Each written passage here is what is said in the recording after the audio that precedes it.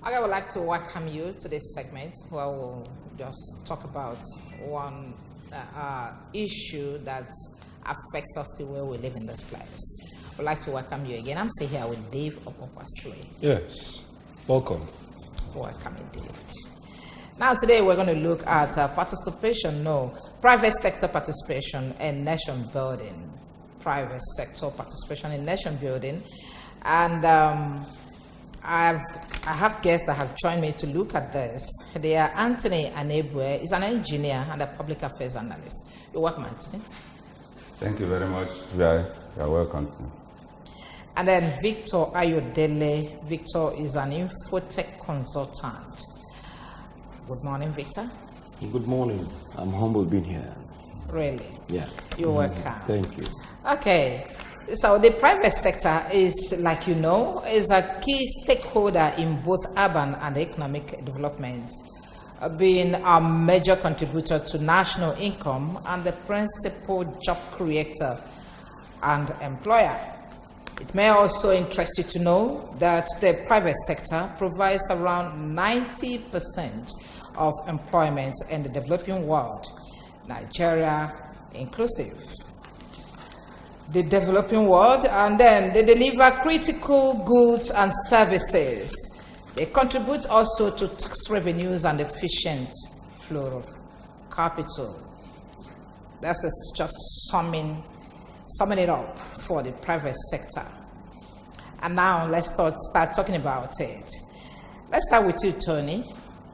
Would you say that the private sector in Nigeria is living up to this definition? Well, yes, I would say that. I would say that because whatever you think about Nigeria development, from the time of the inception of this country, private sector have been playing their own parts effectively and efficiently. If you look at the fact that government, as we know it, is just an infinitesimal number of people that we've brought together to govern us, even though they control a large chunk of the money in the nation. But the private sector, both organized and unorganized private sector, have been playing their own role. They're all, even from the markets area, production industries, all industrial, the wheel of industry in this country has been pulled by the private sector.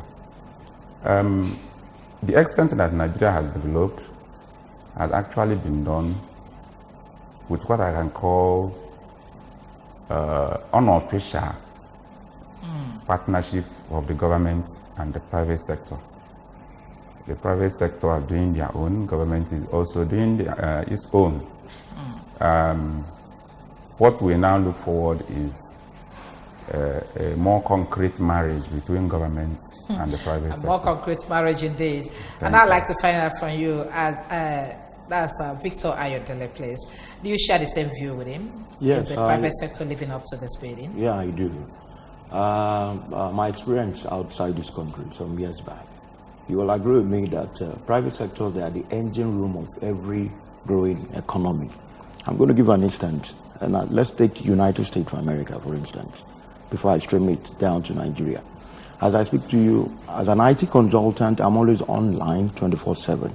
I took out time to assess how much Mark Zuckerberg, the co-founder of Facebook, has brought to the economy of America. Now, if you check out, this young man had a concept. America is a thriving, good economy, but with his concept and with the flourishing economy and the conducive environment given to him to flourish, he brought in thousands of people on his payroll, and he's doing fine. Now, coming down to this part, we have some people that are trying as well. Like he said, the problem, there's no synergy, it's not organized, people tend to do things their own way. If given the right environment to operate, I tell you, private sector will make things work in Nigeria. The likes of, of Ifan Yuba, Emeka, and the rest of them, they are doing great jobs. You know how many people they feed? And government can't do it all, so that's why we need such people more. Okay. So looking at your own assessment, you are emphasizing that these private sector organizations have been able to succeed largely based on their own efforts.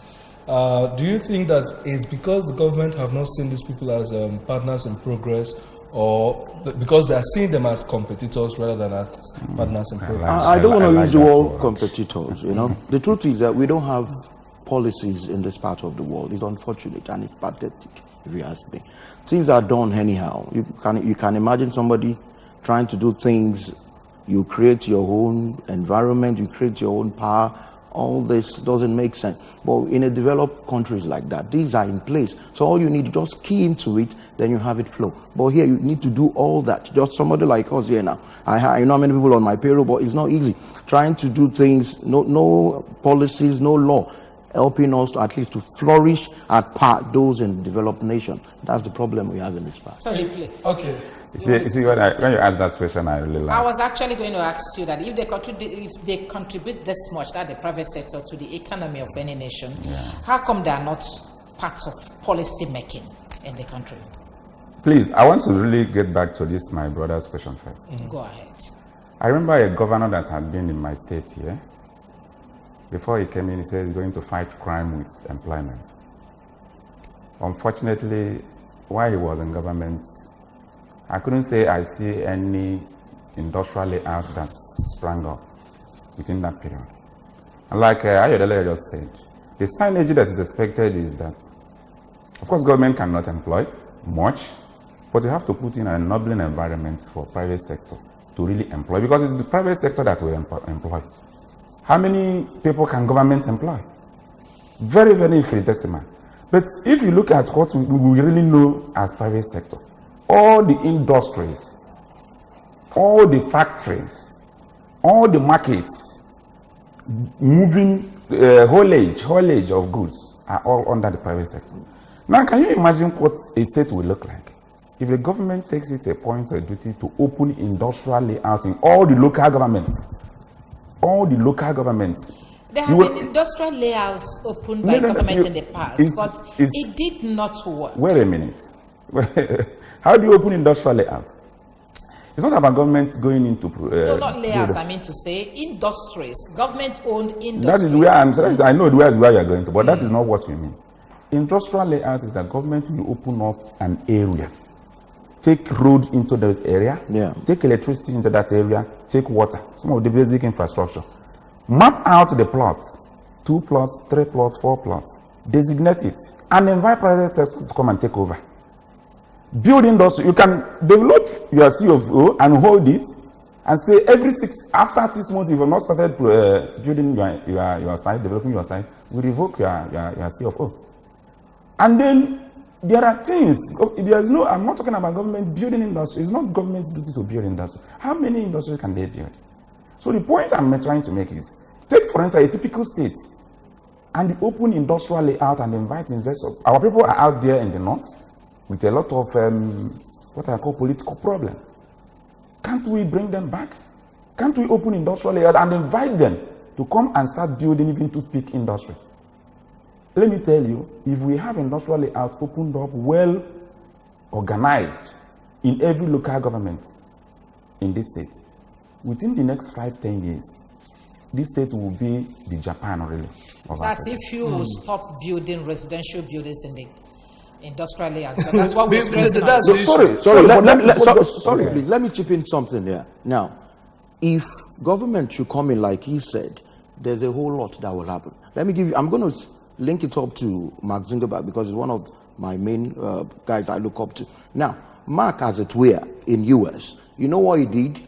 The likes of the writers of Instagram and the rest of them, he bought it over. Those guys, when they discovered they have no more features to add to it, what he did, he bought the apps over, brought in some people that have the same ideology of ease. Now, what they've been able to do now, create more jobs for them. Now, the people in the center, like what we have here, the center is so much. If they decentralize it, give it to the people to run. We have brains here. I had opportunity sending him a mail. I told him if we operate on the same plain level ground, I'm going to beat him to it because he operates in a conducive environment, very and it's flourishing. So why has our environment, we've always said conducive environment, why has it not been able to succeed over the years? This is 58 years because there's no law. in respect of that. There are laws. There are they have law, but it's not being implemented. People don't, there's no law. There is a question my sister was about to ask. If you design an industrial layout and somebody gets in there to build residential houses, don't we have housing estates? Of course we do. When there is law, and the government makes sure that these laws are respected to the letter, it's government that will also make the laws workable. So if you design industrial layout and somebody gets there to build a housing estate, is there no government to tell him you shouldn't build it? Is it not somebody that will approve even the building plan? You think that industry don't have plans to be approved by government? So there is no way anybody can go there and do what he's not supposed to do, and government will allow him to do it. Okay, let's get back to the question I asked you earlier. Yeah. Why are the private sectors are not carried along in policy making, and especially in this country, knowing fully well that are the ones that drive the economy? Won't you let the driver know where you want to go? The question is very clear. Politics has come in and become a very luxurious business. People are more interested in taking the money and putting it. They are not even interested in how the people really feel. Today, do you know that people even politicians are not even bothered about how many people that vote? Because what I'm linking it to voting is that when you design an environment where people are happy, voting will come in very well on your own side. But unfortunately, we're only interested in taking the money that comes from the oil. If there is no oil today, and you rely on the taxes paid by individuals and industries, you will like to develop industrial layout so that more industries will come in and pay tax. Yes. But because we now rely on oil, every month, every money from petrol dollar pulls in and people run away with it, gallivant with it, nobody is interested in how to build the economy. That is why the private sector have not been brought into the actual governance in order to parley with the government, in order to build and expand our economy. But let me come in. It seems like we are laying all it bare before the government. Now, I could remember under Professor Chinedu when he wanted to complete the privatization of the discos, power. I know the kind of resistance that was given by the workers.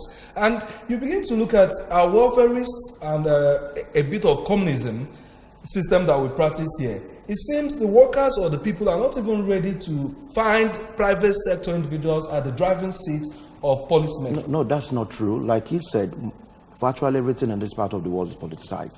The workers themselves are not carried along. So what do you expect them to do? See, it's unfortunate. In this part, things are done, everything, mentioning from anything you can think of, they've politicized it and such that the people, the main players of the game, are not given the opportunity to flow. And it's so pathetic. This don't call for much talk. It calls for actions. We've got brains on this part. I do tell people, this is a country you've got the best brain you can ever think of. But the truth is unfortunate. Those are the hands of affairs. Don't give a hoot of what happens to them. That's just it. And politics comes in there. That's just it. And now that you've raised the issue of privatization, would you say that privatization of public or government establishments in this country has done more harm than good? Or more good than harm? No, I want to go the other way. Well, yes, in the sense that, let me tell you, government is still expected to play its role, even in its aftermath of privatization. If not, why do we have government at all? Government is there to mitigate about or the way things are done. So even after you've privatized, there are still certain, okay, let's take for instance the power sector that we are, downstream we are privatized. Yeah. The upstream is still under the control of government. Do you privatize and now abandon those? Please, can you hold your thought? Let's take this caller so that I can join and make. Is that right? Thank you. Oh. Okay. So do you privatize and then abandon the people with that agency? No, you must. There must, because even when it's not even on the privatized aspect of the economy, even in ordinary unorganized sector, government still play a role in checkmating the excesses of the people. You know that was so after privatizing, government is still the duty of government to make sure that the excesses of those that are taking over, that those establishments are checked. So what is lacking today in those privatized sectors is absence of pure government policy implementation. If it is implemented and there is failure in the power supply. Somebody, even if it's a private sector that is giving you power and is not giving you enough power, somebody has to come in order and said, water is not flowing here, electricity is not flowing here, what is happening? So what I'm trying to say is that private sector helps the world, because in a situation where government is running this sector, it becomes everybody's affair. And you know, everybody's always business. There's everybody's business, nobody's business. You know, this challenge of private sector, we normally use what we are seeing on ground, despite the challenges, to look at what will come out. Yeah. Now, we have different privately owned organizations where the workers will stay for months without being paid their salaries. And you see the owners, the CEOs of these companies living large. Yeah. And it also continues to, you see those things happen over and over again. And these people, these workers, will feel exploited. Certainly. Now, the challenge of exploitation still continues to rear its ugly head when we talk about the private sector participating in nation building. Don't you feel that the private sector themselves have not even done what they should, even in the little they have? It still boils down to this law we are talking about. He has said it all. If there are laws, guiding a particular thing, if you err, you get sanctioned. Yeah. How do you expect somebody working for you not get paid? It's criminal. It's satanic, if you ask me. How does he eke out a living? Now, if there are laws in place to checkmate all this, those that believe they must be sanctioned. If need be, they stop their businesses. You don't have this done in an organized society. It is not done. The fear of you trying to hold will come in there. You don't do it because it's going to have to affect your own business, affect your own livelihood. So why would you want to hold someone, knowing fully where he or she has duly given you what you want? So it boils down to the law we're talking about here. Still on it. In the private sector, you talk about what they call, in the time they call casual workers. Yeah, casual. Yeah. You get people. I was actually coming to that, and they said because they said that they don't employ people on permanent basis, and that's what you have in the banking sector. Make more profit. Yes. So how will you build a nation like that, whereby you pay people peanuts to drive the economy? Are these people not citizens of this country? What is the duty of government in making sure that a worker gets wage appropriately? My brother just said about implementing the law. The problem we have in this country is that we have wonderful laws that are not implemented, policies that are not implemented.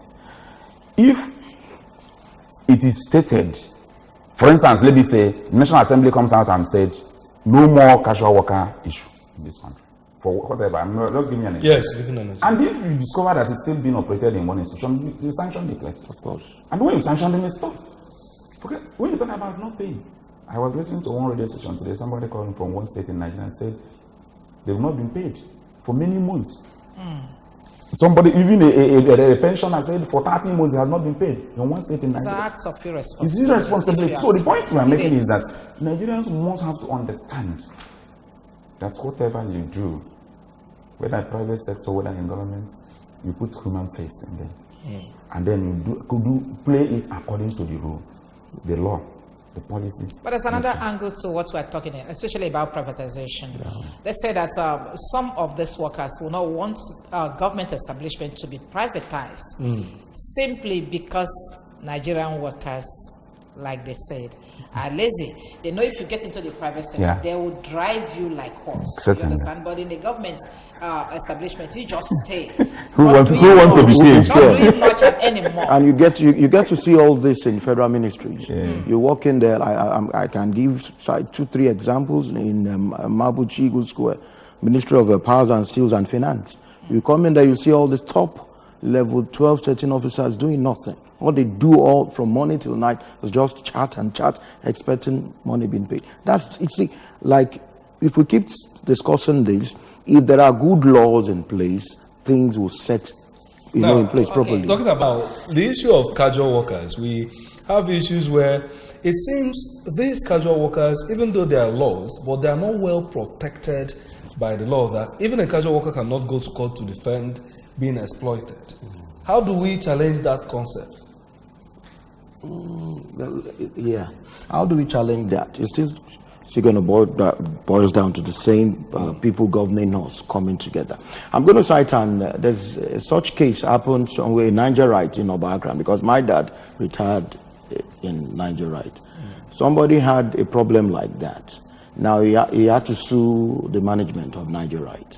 On getting to the court, he can't afford a lawyer. So what did they do? Because the management has the power, all they had to do was get him a peanut, because they are not protected, they are under casualization and all that. Now, how do we make this happen? When the right laws, you know, why the developed nations are flourishing and they will ever flourish, they have things put in order. You don't do things anyhow. My little stay in London, you don't do things, and who the hell are you? Be you whatever, you must do things accordingly. But it's unfortunate. In this part, some people do things the way who cares? What can you do? And what do you think is responsible for that? It's the lawlessness. The people at the ends of affairs, they don't care. They don't care. Okay, why is it that they don't care? That's the problem. Wouldn't they want to have a working society? Too bad, because they will tell you really they are not really affected that much, unlike the downtrodden. Is that an elitist, will I call it an elitist conspiracy against the poor? Once it does not affect me. Okay, let's start looking at the challenges that the private sectors are facing, because if they are partners in progress, if the public sector and the government see them as partners in progress, considering the fact that they provide provide employment for about 90% in a nation. So what are these challenges they are facing? I think I've mentioned some of them when I started. I said, apart from the policy making, apart from the policy making, I've asked you, why are they not part of the policy making? Double-barreled question. Let me finish with the challenges. As I said, one of the challenges, what do you call it? Power supply, infrastructural development. If an industrial layout is opened up, and the facilities that should help an industry to function is put in place, I think it will quite reduce their problem. This issue of litigation going to court and the rest of them is because Nigerian society has not been well structured in a way that things can run even without people supervising them. Yeah. For instance, if there is an abrogation of a casual worker issue in this country, the law is put in place, you employ somebody, nothing like casual or no casual. And somebody goes out to employ people as casual workers. Somebody takes him to court, take the company to court, and they will pay. You understand? And I'm sure that no Nigerian will like to go on with this casual worker because it is slavery.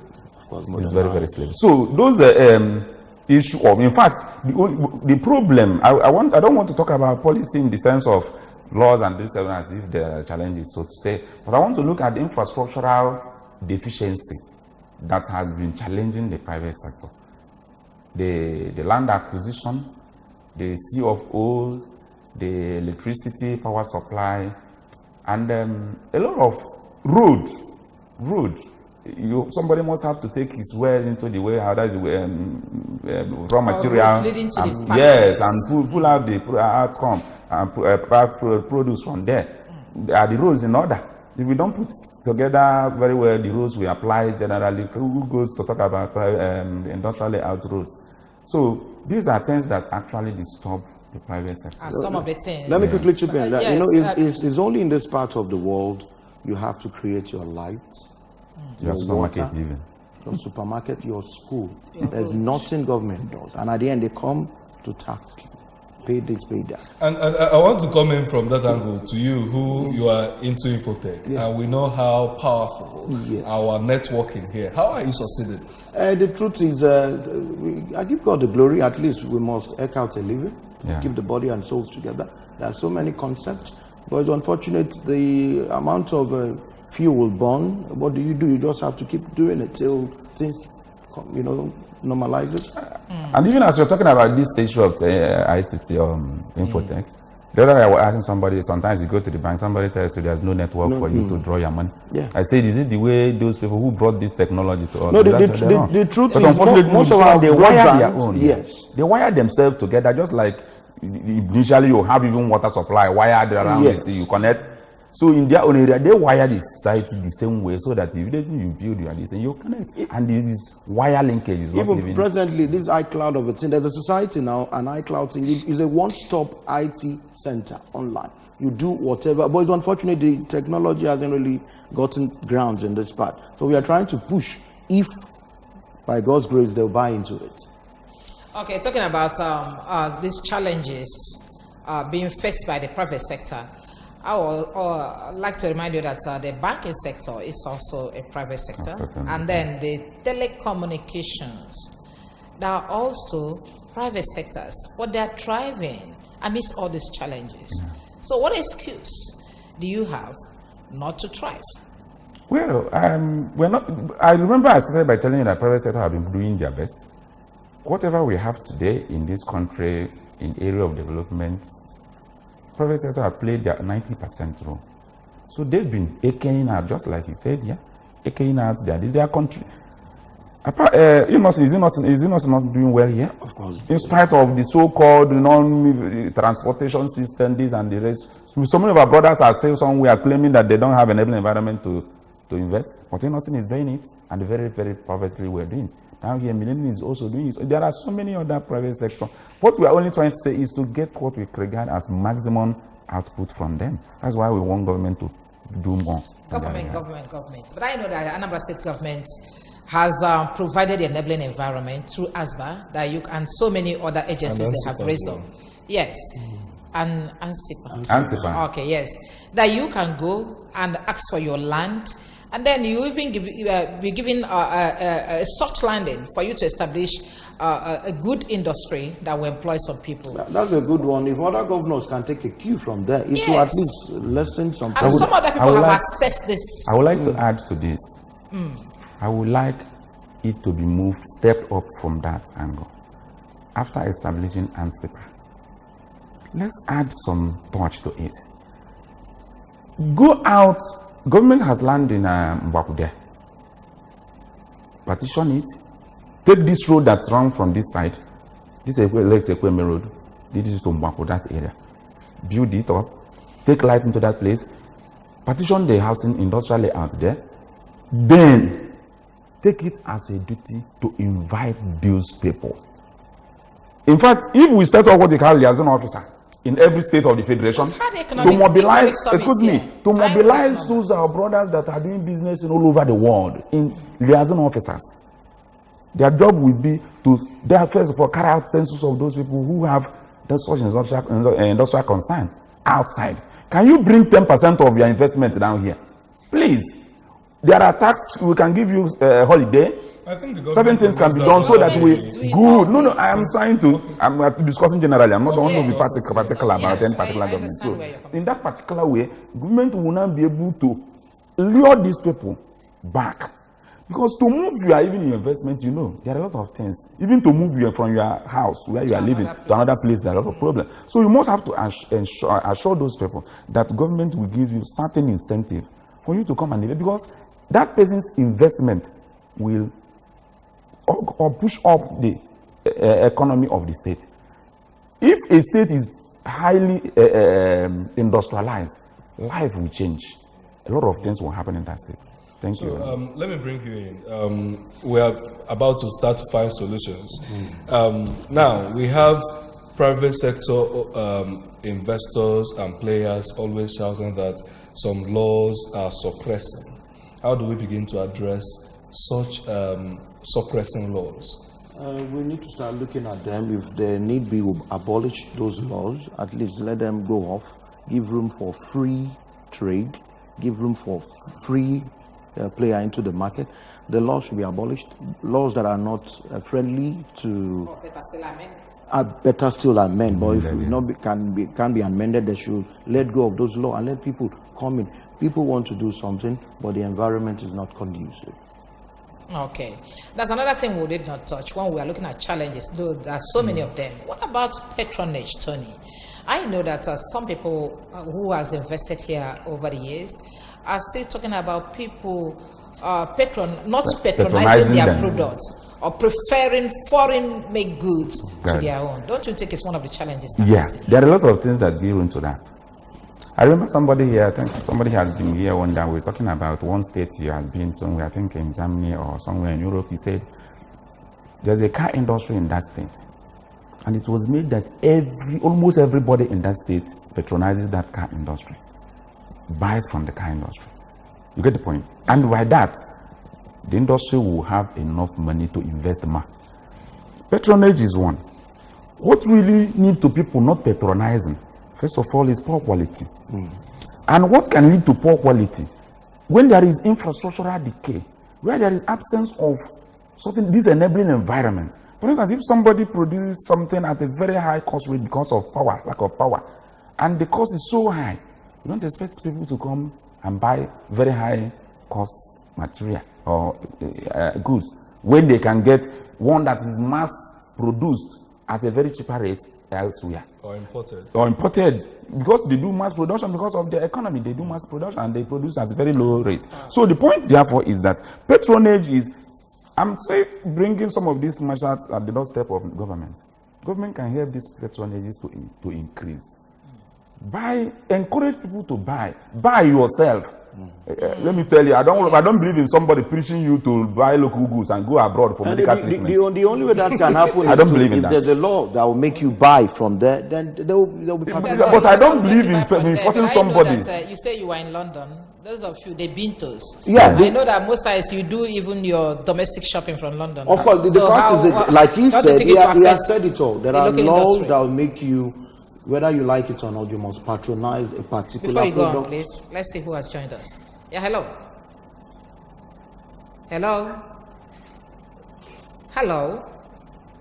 Go ahead, Ayo. Yeah, like he has said it all. If this is a community here, a particular product is being produced here. If they made a law that is everybody that want to have this product must have to buy from this person, why won't the person flourish? Why won't it produce more? You know, if all these laws are in place, like I said, everything wrapped up inside the law. The law. And that same law is no respecter of anybody. Like I said, you don't make law that I should buy local produce goods and you go out and buy outside. Which we shouldn't be. You get the point. Okay. So if we are doing this thing, let's get it done holistically. Okay. This patronized locally made goods. Yeah. Everybody, even if you are emperor. Yeah. If I am to visit the health center in my place for treatment, even the president should visit his own clinic. You understand? Not when you tell me to do this and then you enjoy something else. Go to London or US or any other place to access health care. Why those of us are here are dying in swallow. Okay, I would really like to thank you very much, the gentleman that has joined us on this segment. Talking of Anthony Anambra, is an engineer and a public affairs analyst. Anthony, thank you very much for joining us. Thank you, Maifi. Thank you. And then Victor Ayodele, an infotech consultant. Thank you, Vic. Thank you for having me. Okay, and I've been around with Dave. Also like to thank you, Dave. All right. We thank our viewers and especially our private sector investors who are succeeding despite the environment. Yes. We give kudos to you, and we encourage our people to encourage them by patronizing them. Yeah. See you later.